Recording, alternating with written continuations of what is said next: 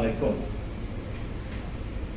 আমরা দীর্ঘক্ষণ আজকের এই সভার যে প্রতিপাদ্য বিষয় সে বিষয়ে আলোচনা করেছি। প্রথমত আমরা মানুষের সচেতনতা সৃষ্টির লক্ষ্যে আমরা র্যালি করেছি। বক্তাদের বক্তব্য আমরা সবগুলোই শুনেছি। আমাদের মনে হচ্ছে ত্রিপক্ষীয় একটা আলোচনা,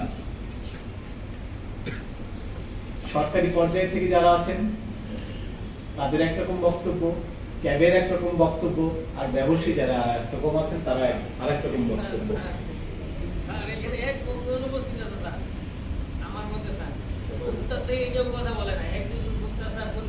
এক্স্যাক্টলি, আমি সেটাই বলতে যাচ্ছিলাম। কিন্তু সবাই এখানে যারা তিন পক্ষ বলেছি সবাই কিন্তু ভোক্তাই, সবাই ভোক্তা। সেই জন্য আর বাইরে থেকে কোন ভোক্তাকে আমাদের ডাকা হয় নাই। আমরা স্বাধীনতার 50 বছর উদযাপন করছি, বঙ্গবন্ধু শেখ মুজিবুর রহমানের জন্মশতবার্ষিকী আমরা উদযাপন করছি।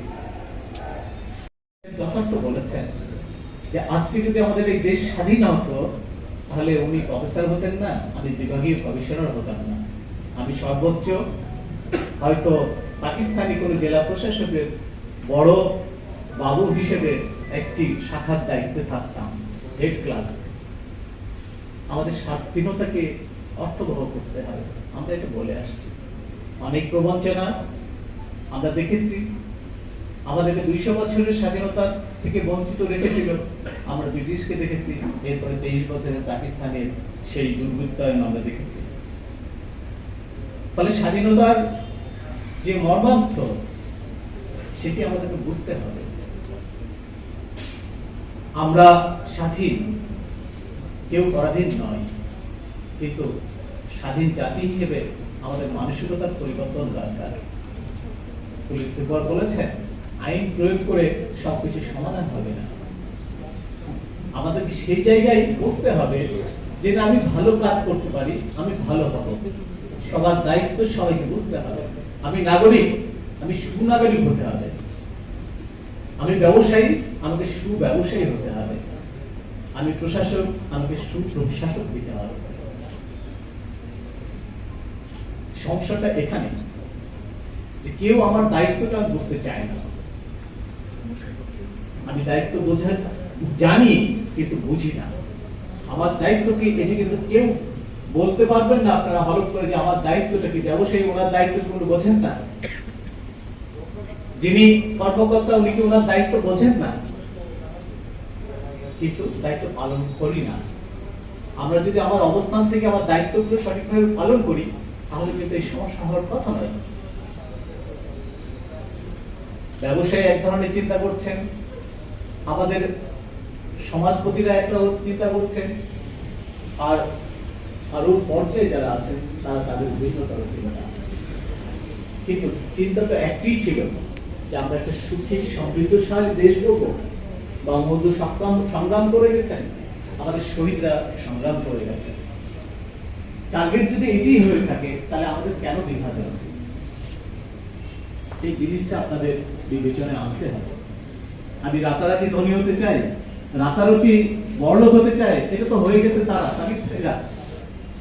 সেখানে 17টা পরিবার ছিল, আমাদেরকে চুষে নিয়ে গেছে। তার আগে কি করেছে? তার আগে ইংরেজরা আমাদেরকে নীল চাষ করিয়েছে, চা চাষ করিয়ে নিয়ে তার বেনিফিট গুলো তারা নিয়ে গেছে। আমরা স্বাধীন দেশে কি সেই ব্যবসায় চালাবো? আমাদেরকে প্রশ্ন করতে হবে আমাদের কত প্রয়োজন, কত সময়, কত প্রয়োজন। জীবনকে আমাদের 200-300 বছর আমরা ভোগ করব? করোনা শিখিয়ে গেছে। 2 বছর আমাদের সামনে থেকে অনেক কাছের লোক চলে গেছেন, অনেক ধনী মানুষ চলে গেছেন। তাদের অভাব ছিল না, কোনো অভাব নাই, সম্পদের অভাব নাই, পাহাড় পরিমাণ সম্পদ, কতটুকু ভোগ করে গেছে। হাসপাতালে যাওয়ার সুযোগ হয়নি, বাসাতে নিভৃতে মারা গেছে। বেঁচে আছে, সন্তান রেখে চলে গেছে তাকে। মা মার কাছে মৃত্যুবরণ করেছে, সন্তান নেই। স্বামী মারা গেছে, সন্তান নেই, স্ত্রী নাই। কি বিভৎস আমরা চেহারা দেখছি। আমাদেরকে বোধোদয় হবে না এরপরেও? বিবেককে আমাদের নাড়া দিতে হবে। আমরা কি চাই? সম্মানিত সুধী, বিষয়গুলো আসলে একটি অনুভূতির ব্যাপার। দীর্ঘ 29 বছর চাকরি করছি, মাঠ পর্যায়ে কাজ করে এসেছি, সকল পর্যায়ে কাজ করেছে, ফলে মানুষের সাথে মিশে কাজ করেছে। সাধারণ মানুষকে দেখেছি, সমাজের উচ্চ স্তরের মানুষকে দেখেছি। এই একটি অনন্য সুযোগ প্রশাসনে চাকরি করার, যেহেতু সকল ডিসি ছিলাম, এডিসি ছিলাম, ম্যাজিস্ট্রেট ছিলাম, ইউনো ছিলাম, বিভাগীয় কমিশনার।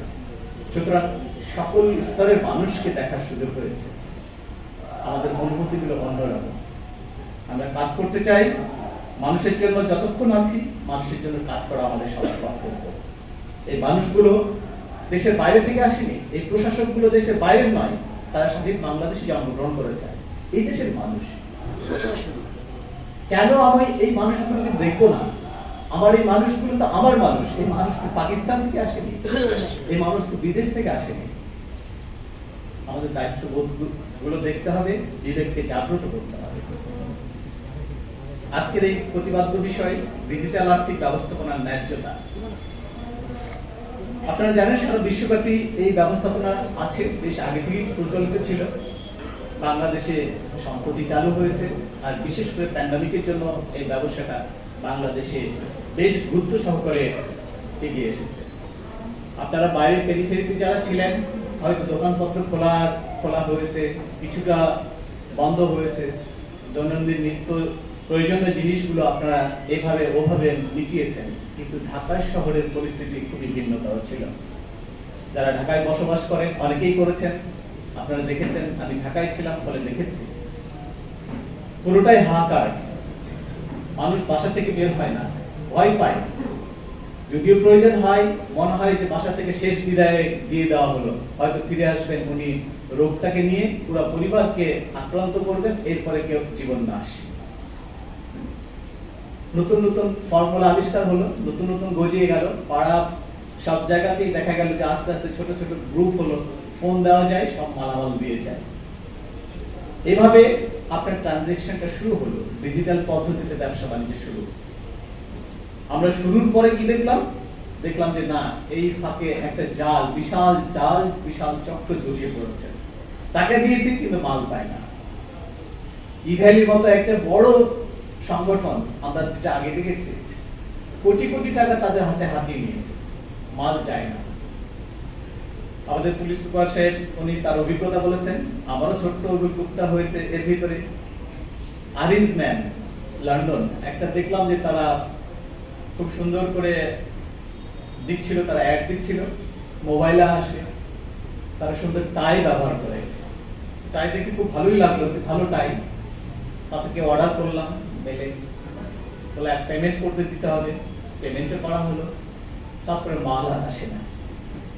শীত চলে গেল, গ্রীষ্ম আসছে গত বছর। আমি বললাম মালটা কোথায়? একটা ফোন নাম্বার দিয়েছে, বলে স্যার আমাদের মাল চলে আসবে। আপনি কোথায়? আপনার অবস্থানটা কোথায়? বলে স্যার আমরা কোথাও না। কোথাও না মানে? আমি তো টাকা দিয়েছি, কোথায়? বললো স্যার আমরা তো কোনো নির্দিষ্ট দোকান নাই আমাদের, তবে মাল চলে আসবে। পরে যাই হোক পরিচয় দিয়েছি, মালটা এসেছে অনেক পরে, তবে কোয়ালিটি সম্পূর্ণ ছিল না। যেটা যে দামে কেনার কথা, আমি দেখলাম যে মান এবং দাম এই দুটোর সঙ্গে কোনো ন্যায্যতা ছিল না।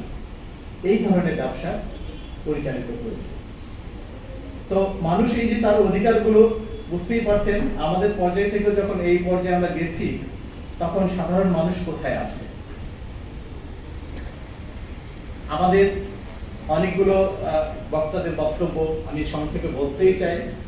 ফজলুল হক সাহেব বলেছেন যে বিস্কুট ব্রেড প্রস্তুতকারক বিস্কুট বন্ধ করে দিবেন, অথবা আমার জেলা প্রশাসন তাদেরকে যাতে সহানুভূতির সঙ্গে দেখে। আটা নেই, আপনার দাম বেড়ে যাচ্ছে, এটা বলা খুব একটা যৌক্তিক না, এটা ঠিক বলা যাবে না। সরকার জানেন, কারণ যুদ্ধ হয়েছে 18 দিন, আপনি মাল কবে নিয়ে এসেছেন? উৎসের কথা সবাই বলছেন যে উৎসে আমরা কোনো পণ্য উৎপাদন করি না, আমরা পণ্য সরবরাহ করি, এই তো বক্তব্য আপনাদের। ফলে আটা এই 15 দিন শিপমেন্টে কিন্তু বাংলাদেশে ঢোকে না। গম কিন্তু 15 দিনে আসে নাই, এই গম বহু আগে এসেছে।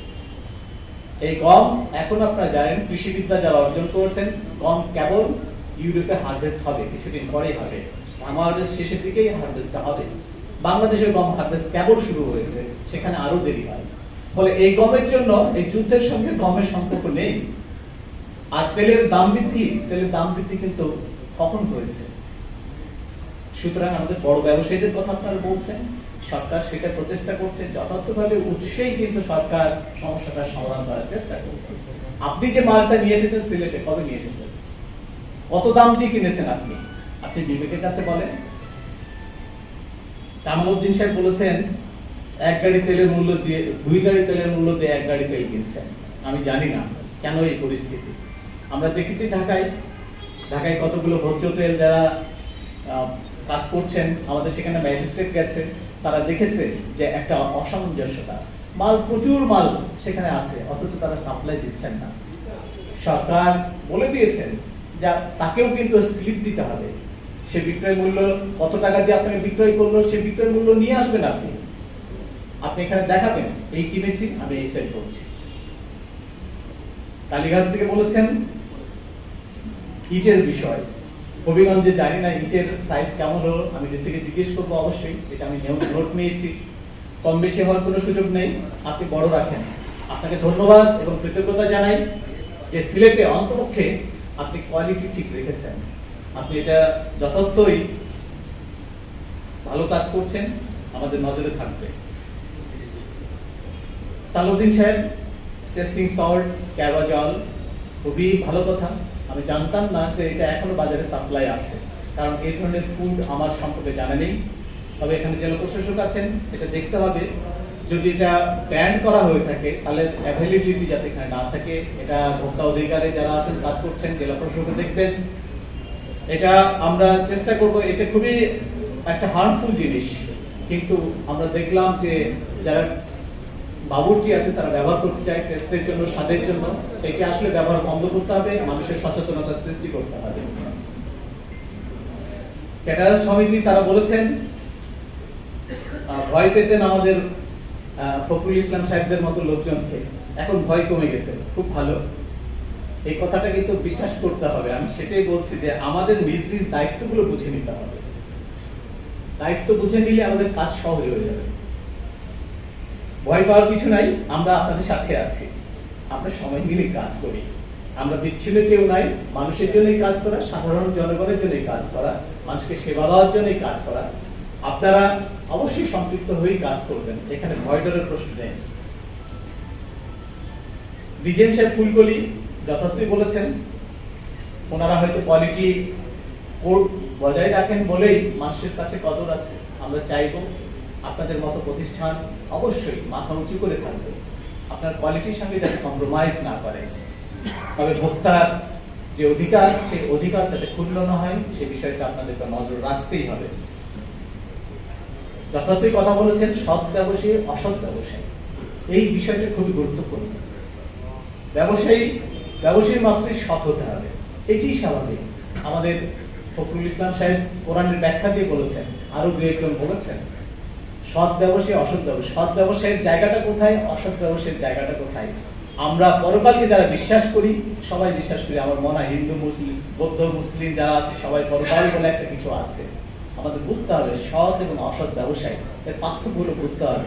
আমি সেটাই আগে বলেছি যে খুব ক্ষণস্থায়ী আমরা বসবাস, সুতরাং সৎ হলে কি হবে, অসৎ হলে কি হবে। সমাজে কিন্তু খুব বেশি অসৎ লোক থাকে না, মাত্র থাকে 10 জন বা আরো কম। কিন্তু এই 10 জন 90 জনকে ঘোরায়, 90 জনকে চরকির মতো ঘোরায়। আমরা অস্থির থাকি, আমরা সততা ভুলতে মানে একেবারেই কোথায় চলে যাই আমরা নিজেও বুঝি না। সুতরাং যারা সৎ ব্যবসায়ী আছেন এগিয়ে আসবেন, বেশিরভাগই সৎ ব্যবসায়ী। অসৎ ব্যবসায়ী চিহ্নিত করেন, আপনি বলে দেন, আপনি প্রশাসনকে সহায়তা করেন। আপনি নিজে সৎ আছেন, এটা কিন্তু আপনি নিজে শুধু বললেই হবে না, আপনাকে এটা প্রকাশ করতে হবে, বুঝিয়ে দিতে হবে যে আমি সৎ। আপনার যদি সৎ সাহস থাকে আপনি বলুন, আপনি কথা বলুন। আমরা অসৎকে খুব দ্রুতই সেই 10%, 5%, 10%কে আমরা দ্রুতই ঘুরিয়ে ফেলতে পারবো। প্রশাসনের সেই শক্তি আছে, কারণ জনগণ সাথে আছে, জনগণের ম্যান্ডেট নিয়ে প্রশাসন হয়। সরকারের শক্তি, সাহস এবং হাত অনেক লম্বা, এটা কিন্তু আপনাদের বুঝতে হবে। জিয়াউল হক সাহেব পরিচালক বলেছেন যথার্থই যে 25% এর পরিবর্তে 50% আসার কথা। আসলে সরকারের তো ব্যবসার জন্য নয়, এটা প্রাথমিকভাবে মানুষকে বলেছে যে উৎসাহিত করা, যেটি সবার বক্তব্য এসেছে যে আমরা সচেতন হব।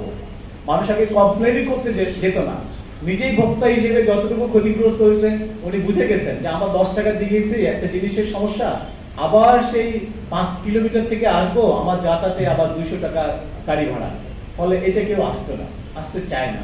সেই মানুষগুলোকে উৎসাহিত করার জন্য কিন্তু এই পয়সাটা দেওয়া হয়েছে যে 25% সে পাবে। আমরা চাই না এটা বৃদ্ধ, আমরা বলবো যে এটা থাকবেই না। সমাজে এমন একটা পরিবেশ সৃষ্টি করব যাতে করে এই কমপ্লেনটা থাকবে না, সেই পরিবেশ আমরা সৃষ্টি করতে চাই। মইনুল হক সাহেব কেমিস্ট ড্রাগিস্ট খুব ভালো কথা বলেছেন। আমাদের চেয়ারম্যান সাহেব যেহেতু মাটি নিয়ে কাজ করেন, মানুষের সঙ্গে কাজ করেন, উৎসে বন্ধ করতে হবে, সবার কথা একটাই, আমরা উৎসে বন্ধ করতে চাই। স্বর্ণলতা রায় নেই, উনি স্বচ্ছ থাকতে হবে, নিরাপদ পরিবেশ চান।